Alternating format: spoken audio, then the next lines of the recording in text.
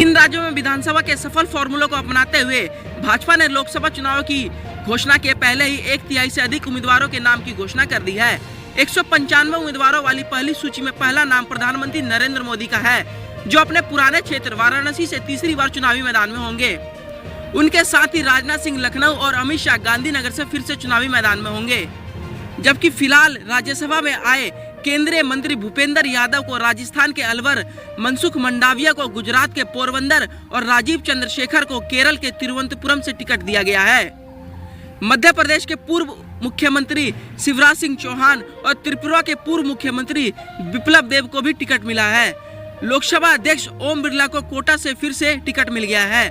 सामान्यतः भाजपा अपने उम्मीदवारों की सूची में बड़ी संख्या में चेहरे का बदलाव करती है, लेकिन इस बार अब तक जारी सूची में बदलाव केवल उन राज्यों में दिख रहा है जहां विपक्षी गठबंधन का नया समीकरण उभरा है या फिर उम्मीदवार के खिलाफ भारी सत्ता विरोधी लहर है। दिल्ली इसका सबसे बड़ा उदाहरण है, जहां कांग्रेस और आम आदमी पार्टी के बीच गठबंधन हुआ है।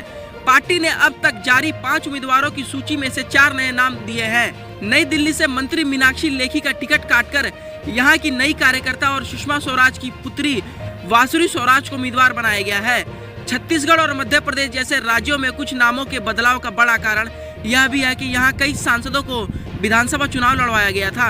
2 दिन पहले ही केंद्रीय चुनाव समिति में तय किए गए उम्मीदवारों की जानकारी देते हुए भाजपा के राष्ट्रीय महासचिव विनोद तावड़े ने कहा कि पहली सूची में 16 राज्यों और 2 केंद्र शासित प्रदेशों के नाम शामिल हैं। दिल्ली में मनोज तिवारी को छोड़कर अन्य 4 चेहरे नए हैं।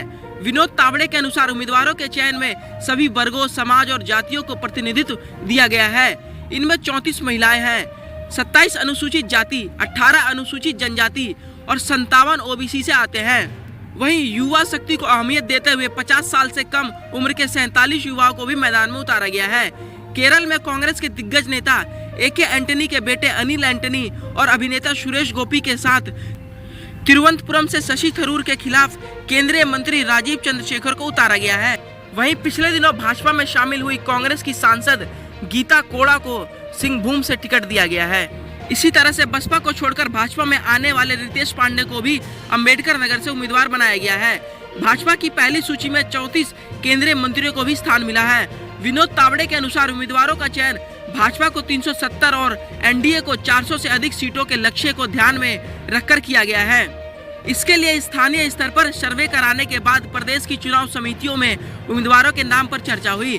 प्रदेश चुनाव समिति की रिपोर्ट के आधार पर प्रधानमंत्री नरेंद्र मोदी और पार्टी अध्यक्ष JP नड्डा की मौजूदगी में हुई केंद्रीय चुनाव समिति की बैठक में उम्मीदवारों के चयन पर मोहर लगाई गई है। इस खबर बस इतना ही। देश दुनिया की तमाम खबरों को सबसे पहले जानने के लिए हमारे YouTube चैनल सिटीजन तक को सब्सक्राइब करें और बेल आइकन बटन को प्रेस करना बिल्कुल ना भूलें। धन्यवाद।